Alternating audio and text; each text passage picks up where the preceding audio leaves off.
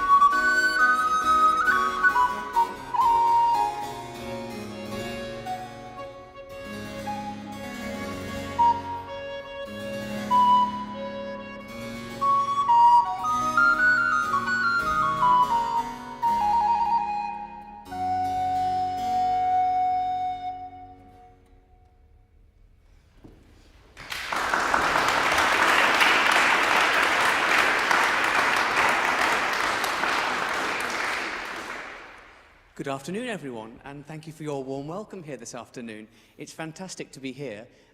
We last played in St Andrews, I think, sort of quite a while ago, and this wasn't yet built, so it's a real treat for us to actually be in here with the fantastic acoustic that it has, and thank you for your welcome. We are sharing with you stories and music called From Caledonia to the Capital. It's fantastic music. Hopefully a few things in there that you haven't heard before, but it is also surrounded by the most wonderful stories of how musicians travelled around during the 18th century. So we started there with a composer with whom you are probably familiar, many of you, James Oswald. From Fife himself, born in Crail, moved to Dunfermline, where he worked for a while as a dancing master, and then to Edinburgh, where he spent a few years, still as a dancing master, and performing on the cello. He moved to London in his early 30s, and for more about that, do come to my talk this afternoon. So his music is really interesting. As you can hear, there are little snippets of Scottish style that you can often hear, both in the way that the melodies are written, but also in the rhythms and also in some of the forms of the movements, which feel a little bit like reels. That second movement that we just played was rather like that. So, moving on from Oswald, we're going to stick in Scotland, in Edinburgh for the moment, and we're going to head to some music by Francesco Barsanti, an Italian composer who spent around 7 years in Edinburgh. He, in fact, married there. He seems to have rather enjoyed his time in Scotland because he published a collection of the best Scots tunes, which he could think of, and set them to basses. Now, this was very popular at the time when he was doing it around the 1730s, 40s. Not all composers who try to set Scots tunes to music were very successful. As we know, they can be pretty difficult to set to classical Western harmony. Barsanti makes a better job of it than most, to be quite honest. So we have a short medley of pieces by Barsanti, The Lass of Peaty's Mill, Pinkie House, and finally Clout the Cauldron.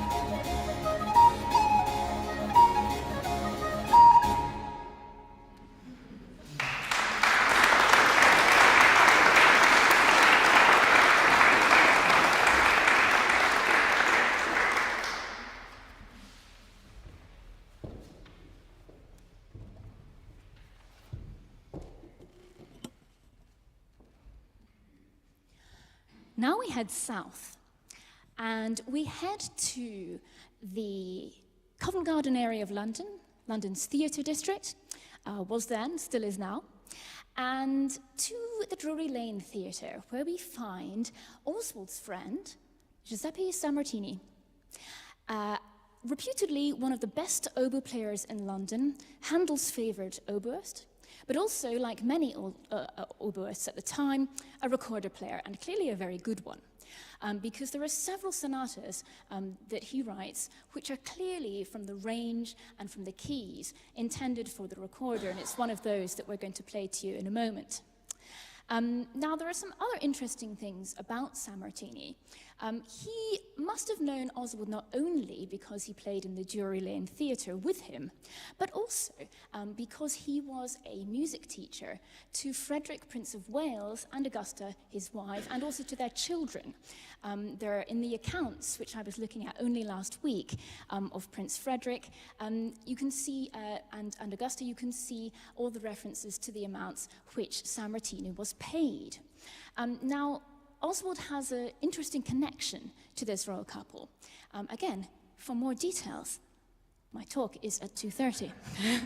But it's fascinating, and clearly they must have known each other. And this kind of interesting circle surrounding Frederick and Augusta, Sammartini, Oswald, and other artists and musicians. So really a very important person, Sammartini, despite the fact that he's an Italian musician that we may really rarely hear of today.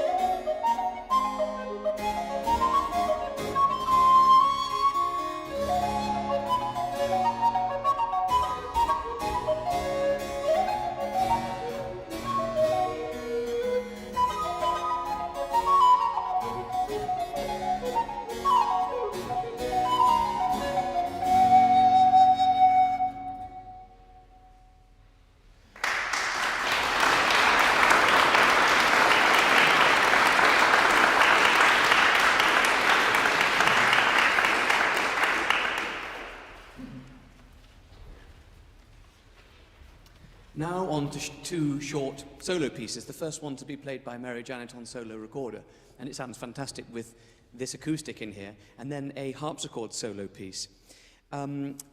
Two short pieces, Peggy's The Prettiest and My Lady Hope Scotch Measure, are from the first printed collection of Scottish music ever, and it was published in London, and it's subtitled Full of the Highland Humours, a title which we actually gave to our first CD as a quartet with Ensemble Hespery. These are wonderful little miniatures and lead into a solo piece by Robert Bremner. Again, more on Bremner in Mary-Jannet's talk. Bremner was an amazing collector, publisher, entrepreneur, and this piece comes from a collection called the Harpsichord Miscellany, which is effectively a tutor book that people would have enjoyed learning from at home. The very first pages of it actually contain sort of diagrams of the notes and the rhythms and how to play, and then it sort of builds up into a collection of pieces. And this one is variations on Maggie Lauder. It's great fun, and I normally, depending on the mood, start it with a prelude, because he gives us just a couple of chords at the beginning to invite players to improvise their own beginning. So we'll see what happens there.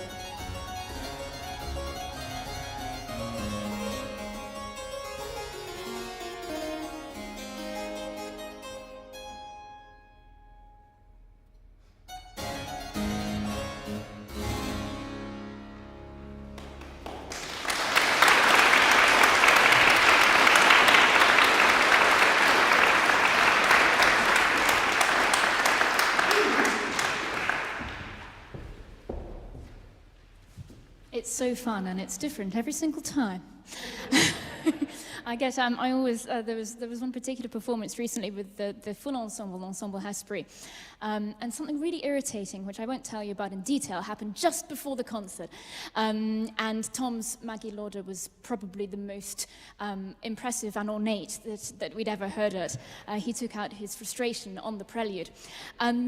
So I thought I'd just take a moment to introduce you to the recorders I'm playing today. Now, of course, Tom, a big luxury for us. We haven't had to bring our own harpsichord today. So this is absolutely wonderful. We're using this beautiful instrument at the university. But I have my recorders with me. You may be most familiar with this size, the soprano or descant size. This is a boxwood recorder made by the Japanese maker Takayama. Particularly beautiful in this acoustic, I think. It really picks it up beautifully. And my other two recorders are by a French maker, Philippe Lachet, who lives in Provence. And occasionally they can play up a little in Scotland and even in London because they are most happy in the south of France in terms of their wood. Not too bad today, but let's hope for the best. So this is an alto. And then the larger instrument, which you will see in the last piece, is called a voice flute. It's a little smaller than a tenor recorder. It's in D rather than in C, Some of you may have seen one before. It's very much similar in the way it produces sound, so it's not a flute, it is a recorder. But it was used primarily in French music and for other things, and is extremely useful for stealing flute music and for playing things that don't quite fit on an alto recorder. So you'll hear that a little later. Now for some Handel.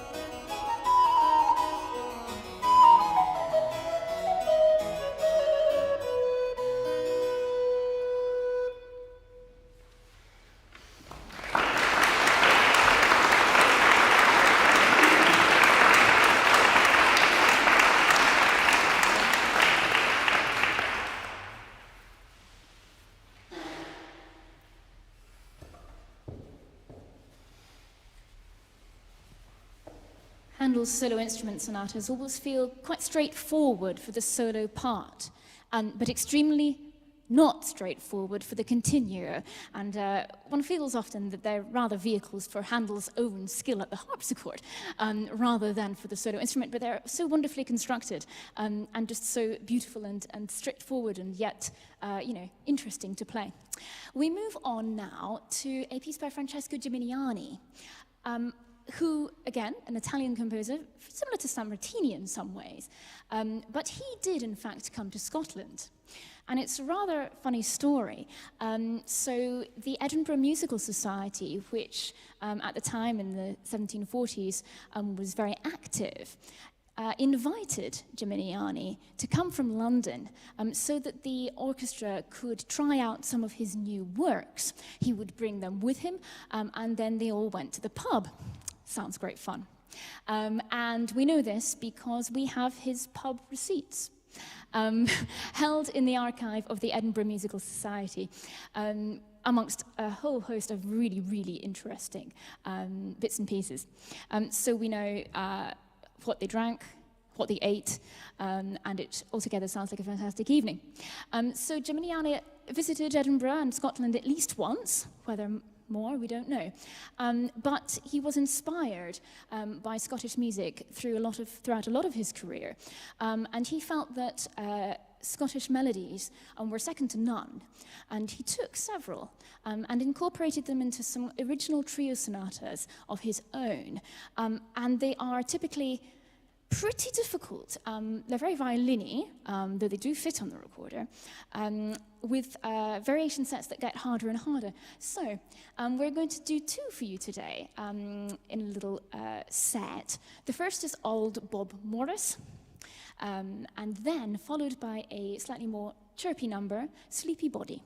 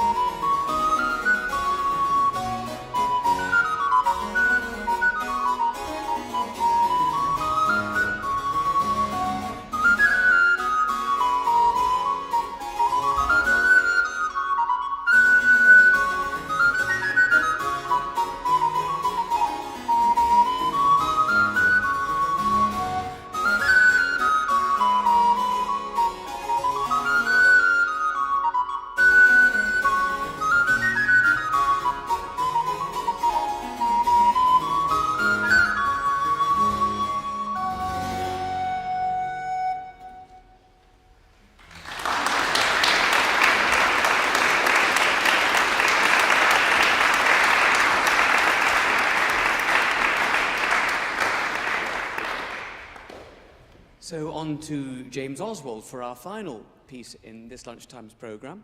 I always find there are 96 of these airs, by the way, by James Oswald, arranged into the 4 seasons of the year. The Thistle is one of the most Scottish-sounding ones I know. Some of them have more of a kind of traditional Scottish feel to them, but this one changes speed and mood even more than the other ones, so it kind of darts around a lot. It starts with a kind of pastoral section with a beautiful flowing melody, and then basically it goes into a selection of dances before lulling you into a false sense of security just for a moment, and then back to raucous dancing to finish us off. It'd be lovely to stay in touch with you. I'll see you at the end. We are part of a larger ensemble called Ensemble Hespery, also performing with 2 wonderful colleagues on violin and cello, and we have a website and various pieces of media, etc., if you would like to see us on there. And we love staying in touch with members who we get to meet around and see some lovely friendly faces in here, for example, today. So thank you so much.